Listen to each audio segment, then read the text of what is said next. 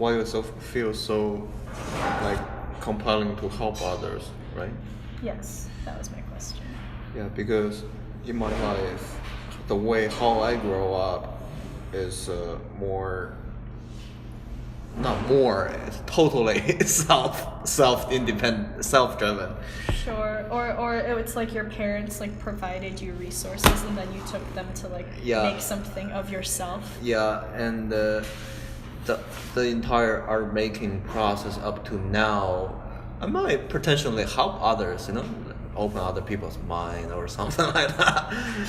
But the main purpose still is for myself. Yeah, it's I speak for those kind of social issues, but those issues is I have the issue first, and then I speak that, and then the issue can help others or not, maybe not, probably not. Sure. Okay. So the things right now for me is the like which like your other people's problem come first, and then I do the things, and then they become much more real, right? Much more close to the real world. Real meaning a job real or meaning meaningful. What? Real meaning what? Like how the real world operating, like the society, like you need something because you need first, and I do something and then you pay me, and then because like the meaningful, how I value myself, right? Mm-hmm.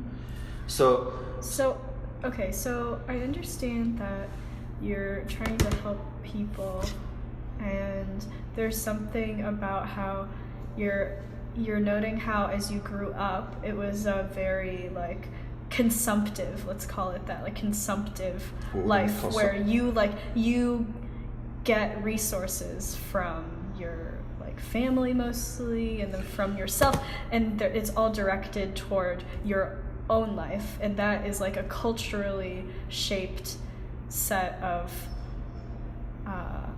it's like a culturally shaped mechanism, I imagine, because growing up in China there is this idea that like you have to make a life for yourself, like society will not give anything to you necessarily, and but that maybe what you're trying to do more recently is shift from that, like that situation where you take resources and then convert them into energy that further helps you in your own life.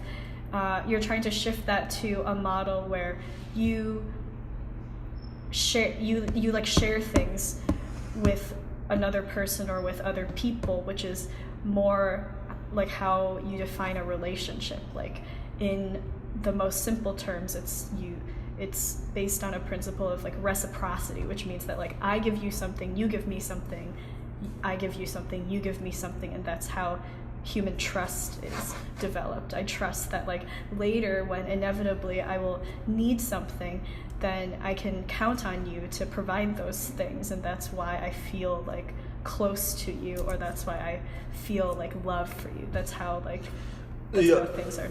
But yeah, that's true. But sometimes, but right now I don't have I don't expect things back, Mm-hmm. and that's actually is a problem because I don't expect anything back, so I don't have a target actually to help. You know what I'm saying? So that's like, so I don't know what to do. I become a firefighter. I become a cop. I become a lawyer. Those things, because I don't expect anything back. So it's like, and then, but I also want to shift to the model we talk about it. So it's kind of, there is so I don't know how should I position myself in relation to the society, because the way how I think about it, how I value things. I want to offer one idea but we should still just talk about it more generally. But I just thought of this, like one reason to pursue art is that because it's the thing that's that is the least rewarding in this system, in society, to do, and because it's an act of rebellion in and of itself compared to other things that you might choose to do with your life. It's a way to like intensely focus on developing your thinking and developing your awareness of your place within society. So it may be true that when you're making things, especially at this point very early on, you can't really expect any real feedback other than feedback that's like from an institution that feels a little bit like bullshitty because it's like constructed from the environment. It's not like real, organic, like people on the street seeing public art and having a very like visceral response to it. But it's, I guess, by pursuing art, like you develop your own mind, and then when you go out and talk to other people, like you're saying, it's so important, like you want to go and actually have the friendship itself be the artifact as opposed to like making paintings of a friend that represent a friendship. It's like if you have committed yourself to making art, which means it is equivalent to you deciding that you're going to focus all of your time and energy on developing your mind, then the person that you are in those friendships that you forge in your life are going to be very different than if you had chosen to do something else and not be an artist, presumably. And so then, in effect, those relationships are different. Then the people that you're interacting with, their minds will be different as well. And then it kind of like goes in a chain reaction. I'm not saying that like if you specifically became a doctor, you would like lose this capacity for critical thought. But I guess the optimism of being an artist is that more so than in any other discipline, you're forced to think about these things over and over and over again. And that's why it's so hard. You like have to walk through life kind of thinking constantly like, oh, is this the right thing? Is this completely useless? Like, am I useless? Those are important questions that people who are doctors like maybe never have to think about, because it's like the answer is always so easy. It's like given to them. And so perhaps it's this set of questions that makes being an artist valuable, even if it feels like you're not really like engaging with the world. It's like, as you're saying, like you build up your own mind, you build your own practice, and then when you go out and have actual interactions in the world, that is even more important maybe than like the objects that you make. Yeah, that's kind of correct actually, but the couple things is right now I think as an artist study here, it's not bad enough. You know what I'm saying? It's not. It is a you make a comparison with all kind of things, but we're actually not that bad. You know, we just as an artist we kind of tend to think our life is bad, but if you look outside, it's like actually not too bad. And also, you said I do have the urge to go outside to do things, but just don't know how. It's like it's embarrassing to say. It's a kind of the way how I dealing with things. The focus I heavily on the objects, and this. I mean, you study with me 1 year how I treat human, like it's pretty obvious, right? So it's also embarrassing and try to catch up on something of like social engage. It's not from art perspective, just from a person perspective. So that's kind of the two things make me right now have shifting or push me to a very different direction or way of thinking, because the current things I made were object-based, or the institution, the process, just couldn't feeling those fill up those kind of things I need, or the question I have. That's fair. I do want to respond to your point about things not being that bad here, which I hear you on, but it's also like, I think it's also important to remember that even though people in this program like have a relatively comfortable life, it's still true that most people are they're like putting in a lot. Like a lot of people are going into debt to be in this program, which doesn't affect you today, but it affects you tomorrow. It affects you like next year or like after graduation, and in some cases, if the debt's great enough, for the rest of your life. It affects like for me, it affects like the way that I feel that I'm able to provide for my family at some point, or provide for like my parents at some point. Like these are huge emotional sacrifices that you like made before coming to the program, and also like throughout the time of the program. Like people who are financing it themselves, or like it's at the end of the day, the financial component of it is impossible to ignore, because even if your life on a day-to-day basis is good, you're like able to buy materials, you're buying food, this is all a sacrifice, or it's all just an investment, I guess, because you like this is time that you could very well be spending doing something else that makes you more money back, that you can like put into your retirement fund. Like there's no reason that I should be here really from any practical sense of the word. Like I could be back at my job that I was at like 2 years ago, instead of like spending everything that I've saved in order to be here. So there are like real material implications of like deciding to be here.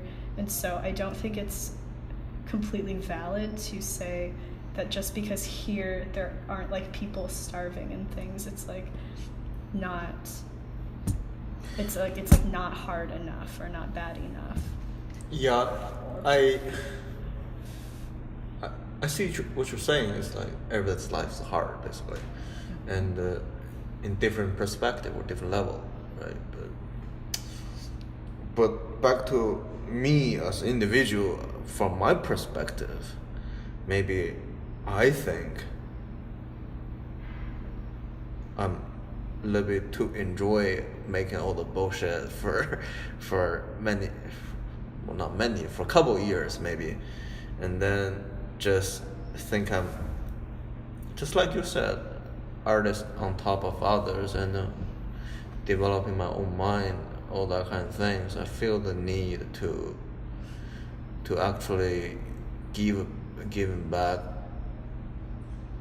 to the environment, which is human environment, which is society. So yeah, I understand like each person, but because I can only truly understand my own situation, right? Maybe not even my own situation, but there is no way how I can feel about how much pressure you have right now.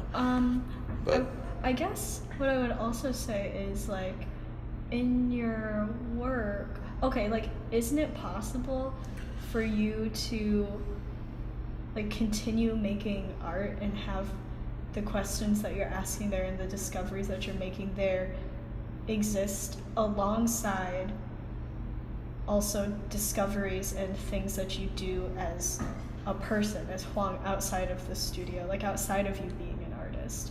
Like does this have something to do with how you're constructing your identity, and like right now you're wanting your artist, the part of you that's an artist and the part of you that's like just a human being in the world to be one and the same, when in reality maybe those things can't be the same, or maybe they shouldn't be the same. Right. I personally think right now is the one thing in the art and life, which is probably is true, but the things is I try not to believe art. I try not to believe I cannot.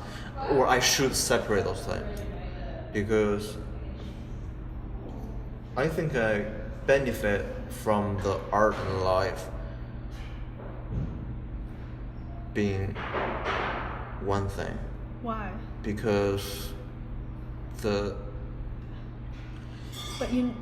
But haven't you already just mentioned that they're not the same thing? Like, they're not one thing. What you do when you're like making objects and things is not one and the same as, like, it's almost like you're trying to say that just being outside in the world is art, but it's not. It's just not. It's why different. It's not. Like, to you can think of it as not having any difference, but once you leave the boundaries of your own brain, that's no longer true, because ultimately what art does is it somehow has the capacity to help people communicate. Like, it's something between me and you. It's something between you and an audience. And it's perfectly fine for, in your head, for art and just like living life to be one and the same thing. But it is almost impossible, I think, to be able to then communicate that idea effectively to an audience without making like what you would consider and recognize as art. Like, how would you do it? Because basically, in order to have a person, John, have any kind of reaction or experience to art, it has to be within like a frame of art. And so when you, even by you saying that like life is art, you're putting a frame and you're making it already unreal. You're making like what's happening just outside on the street into an art object. It's no longer the same as life because you're asking John to look at it as art. Or you're not asking John to do that. You're asking him to just look at it as regular life, and then there's no experience because John lives life every second. Did that point hold any water? So you're saying is that I misinterpreted the reality, or what I already tried to make. Wait.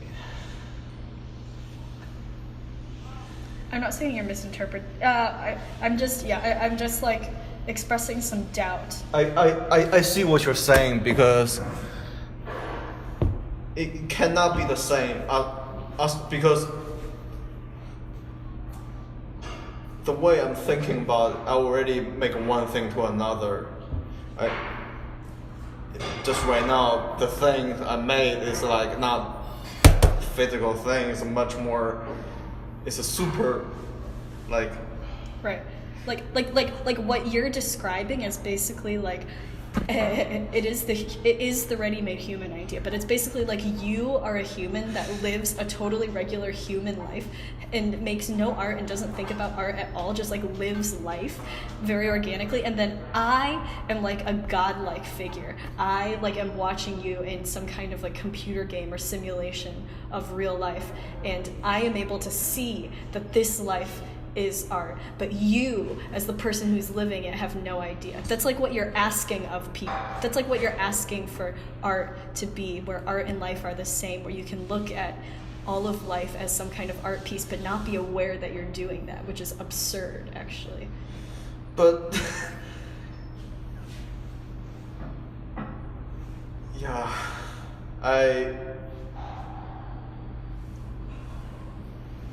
it also come to me as lack of real world experience. Like, I mean, very simple, like working experience, dating experience, or marriage experience, like, or you know, hospital experience, like this kind of real world. Oh my God, you're having a lack of source material problem.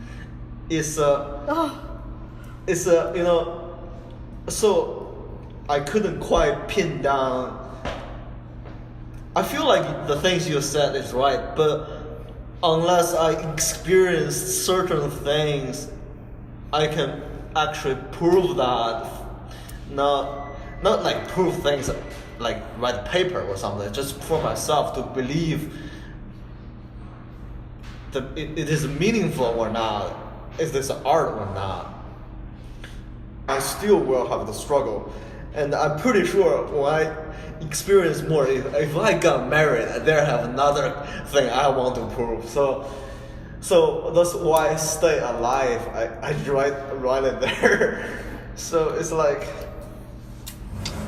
right now I see, just like you said, this human experience, human relation, or the life experience as a material. But the thing is hard to fit in the object making institution, education system to critique about it.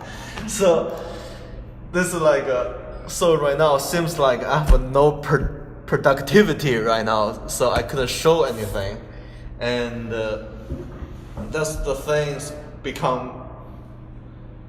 I mean, that's kind of a small struggle, but bigger struggle way to say it. But small struggle is like the things I'm thinking, and I'm actually doing it, but the way I'm doing it, there's no way to show it, or only can say it. So I can say right now I'm presenting my artwork right now, but like in the critique I spent like 20 minutes to talk like this.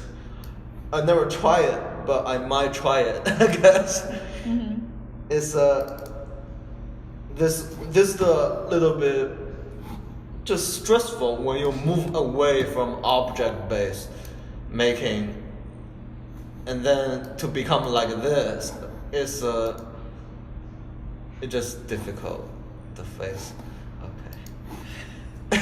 Sorry, no, I'm listening. I'm listening intently. I'm just multitasking because I'm capable. I can do it. I'm sure you're capable. Of course. There is a struggle. There is and those. I think we all fear the things we didn't do, or we're not done yet, I guess. So there is the things I didn't do. So the things I have done, painting, sculpture, all that kind of shit, I have no fear about them. But the things I didn't do, like find a real job, like in the real society, find a real pay job. But that kind of thing I never done. So how that will give me the effect? I'm curious, interesting. I think can be a art experience if I want to see that way. But also it require my mind have shifting, the kind of way of thinking, ready for the challenge. It sounds a little bit like what you're also trying to do is like become a little bit more direct. Like you're trying to make the distance between what happens in your life and the experiences that you have and are going to have inevitably in your life closer to, you're trying to shorten the distance between them and the work that you make, because coming from your like undergrad and also like it seems as though you've really heavily contextualized your work within the canon of art history and the development of ideas, which is helpful in some cases to bolster the concepts of your own work.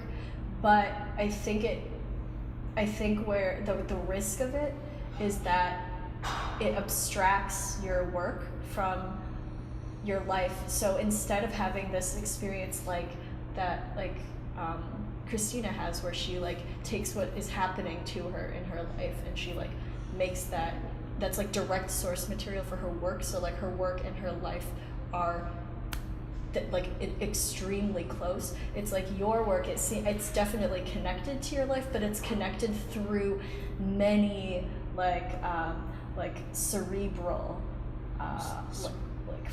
equations. Like it's all filtered through your head. it's a logical based. It's not like an emotional, human based. Right. So it's almost like you're trying to find in your own life like a shifted model for like returning to some base fundamentals of making art, which is that like things happen and you respond to them in your work, and it's like actually that creates a strong foundation from which to then build conceptual work. You can't have it the other way around where you like have the concepts but you don't have like the life experience to really fill them out. So a lack of life experience. Well, no, I'm just using terms that I'm just using words that you're throwing out. I don't think you have like a horrible lack of life experience. I think it's just like a function of age and like the fact that you maybe like came to grad school right out of undergrad. There was no intervening time. Like the 3 years between undergrad and graduate school for me are like, they were probably the most important in terms of me just like coming up with things to think about that I put into my work. But it's like you have a different situation, like people have different situations. The timing of things is it's almost like I can't wait to try out my the weapon I've been making into the real world, see what happens. Basically, it's like all the philosophy, all the concept, all the making skill, all the capacity, like speaking to the real world, see what will happen. But because it's so unfamiliar and in my current condition, I couldn't get there. Right. So it have a gap there. Right. So no matter what I do, even I really go outside. Right. It's like I film it and I bring it back, let professor see it. It's like, it's back to this kind of the setup where I cannot truly escape my own time or the own condition. Even I transfer to Chicago, it's still is the same. Right. It just only extended one more year, even worse, I guess. Yeah. So I mean, knowing that maybe that like alleviates some of the stress. So it also sounds to me that you are perhaps rightfully so putting a lot of like setting a lot of expectations for this 2-year experience, of which we're almost done with a half of it, and also like on yourself for how you're going to develop throughout it. But realizing now that there is this gap between what you're hoping to like inject from your life into this framework, this like this very complex machine that you're building in your practice. It's like you haven't had enough time really to put the body into the machine. That maybe with the recognition comes also a reason to maybe just relieve some of the pressure. If you're exerting, it seems to me like you're putting pressure on yourself and you also have all these expectations, but maybe just modifying them to account for this realization might be helpful, because it's not like after you graduate in 2019 or whatever, it's not like you're going to be fundamentally a different person than you are now. You're going to be the same person, but with some more like studio experience under your belt. And then from there, then begins like an even longer process of like living your life and like thinking about it. And by that time, what is good is that you'll have an even stronger than now like set of frameworks within the studio to like help deal with or like process that life experience into better work. Does that land? So you said I have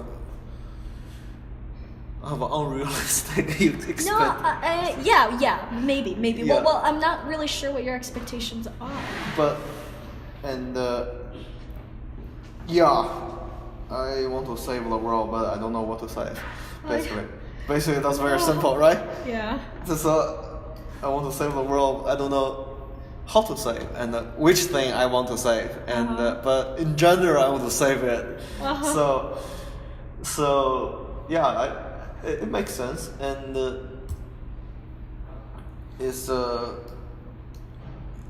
it basically also comes down to the environment, the vision of my mind, or the things I see is reach to a point become limited. You know what I'm saying? It's like I run out of things to see and try in my current environment. So the urgent... Which is crazy because you live in the biggest city in the United States. Yeah, because... That's insane. Because the way of... Or maybe because I have my way of seeing it, maybe I didn't see the full picture or something. Or maybe because my current condition couldn't quite allow me to experience the full picture, the full city, I say this way. And so those kind of try to get outside, try to walk outside, try to talk to people. Even I asked you how to get girl outside, right? You remember? I do remember. Yeah, it's like this kind of motivation, the need basically is basically means here don't have enough thing to play with, I guess, or to think about it, to experience. So, but maybe I didn't see what here really is or something. Yeah. Well, I guess I would say that like it for me, being in grad school is a little bit isolating. Like I don't think it is. Yeah, I don't think I really have that many like outside life experiences, and I'm mostly drawing on stuff that happened to me already that I'm like able to continually process. But yeah, it's like if we were in grad school for any longer than 2 years, I might go crazy because I'd probably feel the same way. Like there's something about being in grad school that's not living life. It's like you're like in some alternate dimension, and that's good because it's supposed to help you like focus on your practice, but it also it definitely separates you from being able to authentically, like directly experience the world. Because the special things about art is come from life. So yeah, so right now maybe, I mean, could you think about like over the summer doing something? Like summer's like 3 whole months to summer school. Don't do summer school. Go do something else. It's a shifting. It's definitely right now the realization, the way of thinking, or the value system, the philosophy start to shifting. It's dramatically so right now I just on surface seems I couldn't make anything. Yeah. So yeah, but I still be able to talk all the bullshit. That's kind of good, I guess. Well, in the grand scheme of things, you quote unquote haven't been able to make things for like a very small amount of time. It just seems to me like you're like taking time to think about some things, but you'll inevitably start to make things sooner or later. It's just a matter of like figuring out what you want to commit your time to. Like maybe like the one-off